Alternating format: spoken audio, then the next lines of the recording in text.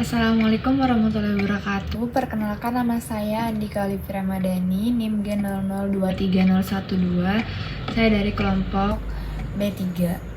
Di sini aku akan membacakan soalnya terlebih dahulu. Yang pertama, Karen dilarikan ke instalasi gawat darurat atau IGD karena akan segera melahirkan. Terus yang A, jelaskan pemeriksaan apa yang dapat dilakukan untuk mengecek apakah ibu tersebut dapat melahirkan secara pervagina atau tidak. Yang B, jelaskan bidang-bidang HOTG yang bisa diidentifikasi pada pemeriksaan.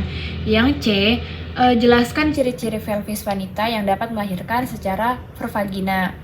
Yang pertama, aku jelasin pemeriksaan apa sih yang dilakukan untuk mengecek apakah ibu tersebut itu bisa melahirkan secara pervagina atau tidak.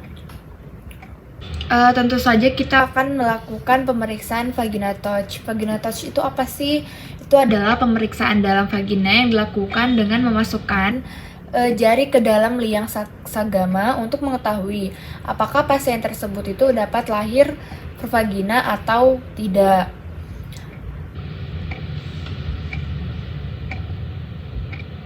Itu kan pemeriksaannya itu kan vagina itu dilakukan dengan memasukkan jari kan ke dalam liang sagama. Nah, itu untuk mengetahui pasiennya itu yang baru datang atau sudah in parartu. Terus menetapkan titik awal suatu persalinan. Terus menetapkan ramalan perjalanan, indikasi, dan selanjutnya vagina touch itu tuh dilakukan berdasarkan indikasi hal yang penting untuk mencegah timbulnya infeksi. Terus vagina touch itu kan dilakukan tidak hanya untuk menilai pembukaan, tapi juga menilai yang pertama itu vagina, terutama di dindingnya itu apakah ada bagian yang menyempit. Terus yang kedua itu keadaan serta pembukaan serviks. Yang ketiga itu kavitas panggul. Yang keempat itu ada atau tidaknya penghalang atau tumor, contohnya tumor pada jalan lahiran. Terus yang kelima itu sifat floor albun dan apakah ada alat reproduksi yang sakit, umpamanya itu Bartholin atau ureter gitu, dan sebagainya dalam proses perjalanan persalinan. Terus yang keenam, dilihat pecah atau tidaknya ketuban dengan cara vagina touch tadi gitu kan. Terus yang ketujuh, presentasi janin, apakah presentasi kepala ataukah presentasi bokong. Itu tuh kayak cukupkah buat lahiran secara normal gitu. Terus yang ke-8, turunnya bagian terbawah janin ke dalam ruang panggul. Yang ke-9, penilaian apakah bagian terbawah janin sudah dapat melewati panggul. Terus yang ke-10, apakah partus telah mulai atau sampai mana sih partus itu telah berlangsung gitu. Lanjut, di sini aku akan jelasin bidang HOTG. Bidang HOTG itu apa sih? Bidang HOTG itu adalah di sini tuh garis yang membagi kavitas pelvikus, khususnya itu pada wanita yang wanita menjadi beberapa bidang yang berfungsi itu untuk mengetahui kemajuan persalinan. Terus dan adanya tidaknya DKP atau disproporsi kepala panggul. Nah, bidang HOTG itu terbagi menjadi 4. Yang pertama bidang HOTG yang pertama itu tuh setinggi aditus pelvis.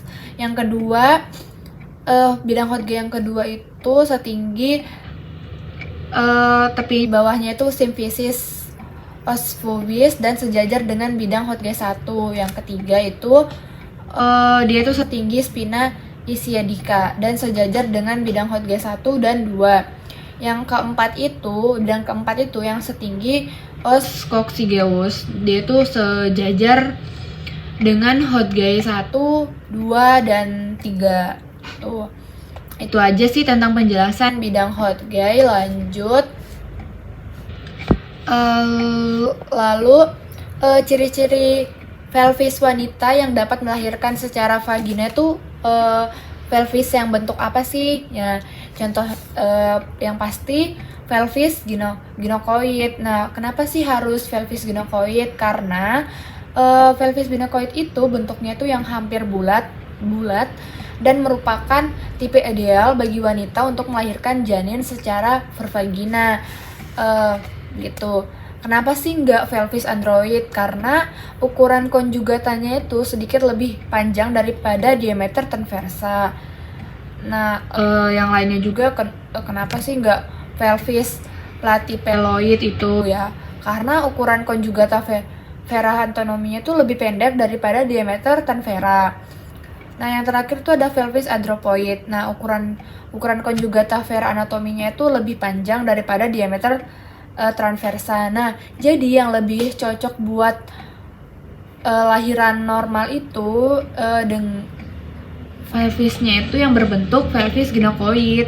Ya karena itu tadi bentuknya yang hampir bulat tuh, dan itu merupakan tipe ideal bagi wanita untuk melahirkan secara vulvagina atau normal. Itu aja penjelasan dari saya. Kurang lebihnya mohon maaf. Waalaikumsalam warahmatullahi wabarakatuh.